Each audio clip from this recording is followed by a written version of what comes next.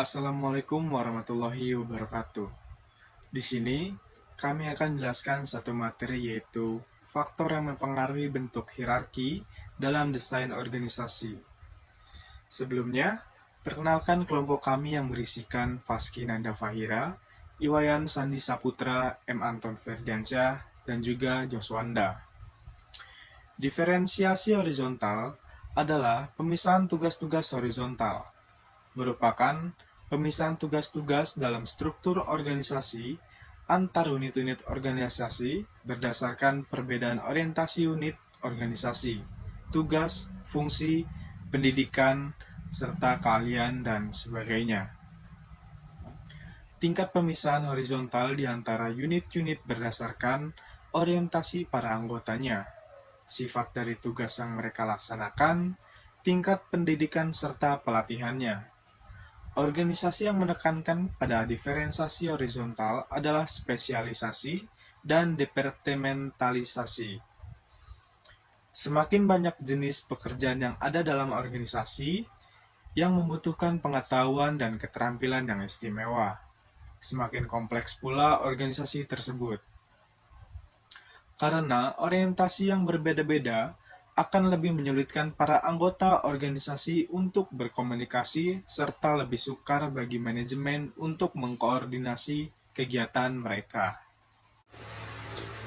Baik, selain karyawan, berikut adalah anggota penting hierarki organisasi lainnya.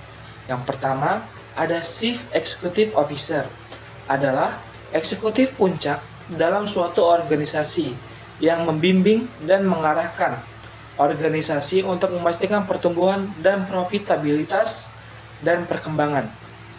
Yang kedua, ada Chief Operating Officer.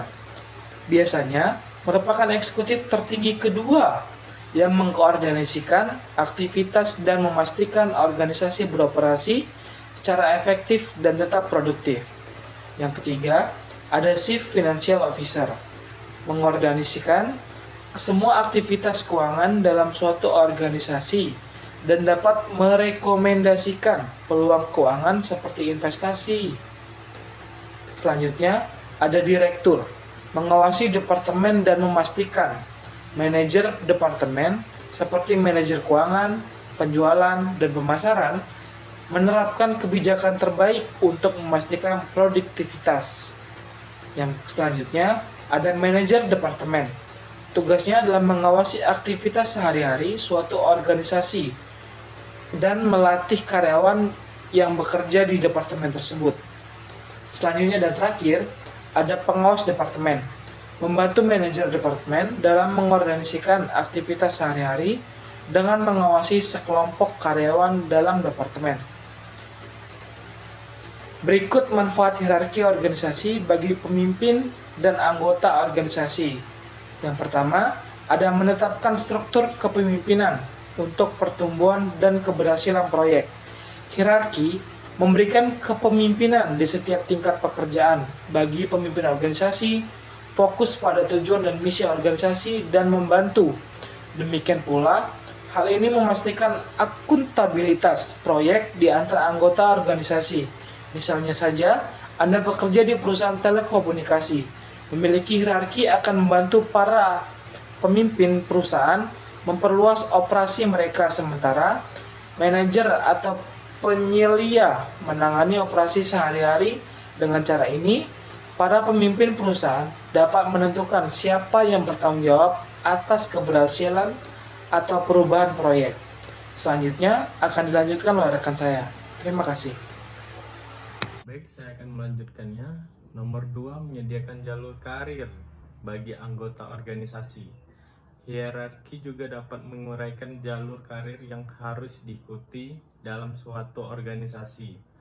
Memiliki struktur yang menunjukkan posisi eksekutif, manajerial, dan supervisor. Dapat membantu Anda mengevaluasi tujuan karir Anda dan langkah yang harus diambil untuk mencapai tingkat hierarki yang Anda inginkan. Misalnya, hierarki organisasi dan laba dapat memberitahu karyawan tingkat pemula bahwa mereka perlu pendapatan pengalaman pengawasan atau manajerial sebelum menjadi eksekutif.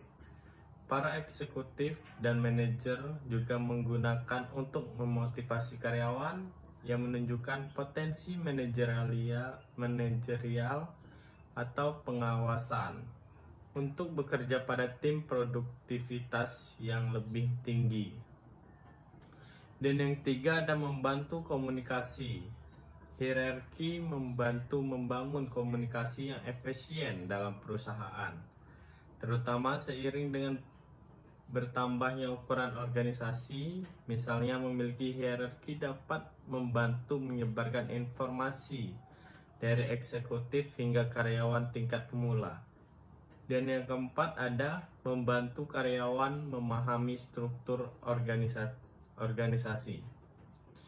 Hierarki yang terdefinisi dengan baik juga membantu karyawan memahami organisasi dengan lebih baik.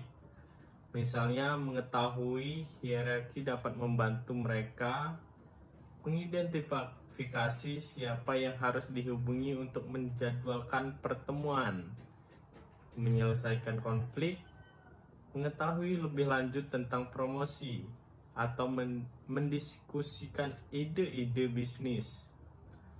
Hal ini juga dapat membantu karyawan mengetahui dari siapa mereka harus menerima bimbingan dalam suatu organisasi. Baik, selanjutnya akan disampaikan oleh teman saya.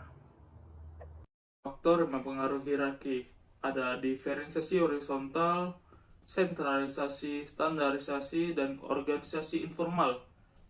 Keputusan-keputusan desain dapat memastikan bahwa hierarki tetap datar, sehingga organisasi dapat mengontrol kegiatan. Diferensiasi horizontal mengontrol karyawan ketika sebuah organisasi tidak dapat meningkatkan tingkat hierarkinya. Diferensiasi horizontal terus flat hierarki. Sebagai fungsi masing-masing memiliki hierarki sendiri. Desentralisasi otoritas meningkatkan komunikasi dan koordinasi karena pengawasan tidak langsung. Mempengaruhi ukuran hierarki. Standarisasi mengurangi pengawasan langsung karena karyawan mengikuti aturan prosedur operasi standar atau SOP dan norma-norma. Organisasi informal dapat meningkatkan kontrol. Faktor membentuk hierarki yaitu ada horizontal. Diferensiasi adalah sebuah organisasi yang dibagi menjadi sub-unit memiliki hierarki yang berbeda. Bukan hanya satu, sehingga setiap fungsi atau divisi memiliki hierarki sendiri. Diferensiasi horizontal adalah cara utama organisasi mempertahankan kontrol atas karyawan tanpa meningkatkan jumlah tingkat hierarkis. Yang kedua yaitu ada sentralis. Dengan desentralis, supervisi manajerial kurang langsung diperlukan, kemudian otoritas didelegasikan ke tingkat yang lebih rendah. Desentralisasi tidak menghilangkan kebutuhan untuk tingkat hierarki. Banyak yang besar, organisasi yang kompleks sehingga struktur yang relatif tinggi untuk menjadi lebih fleksibel. Baik, mungkin itu saja materi yang bisa kami sampaikan. Kurang lebihnya kami mohon maaf. Wassalamualaikum warahmatullahi wabarakatuh.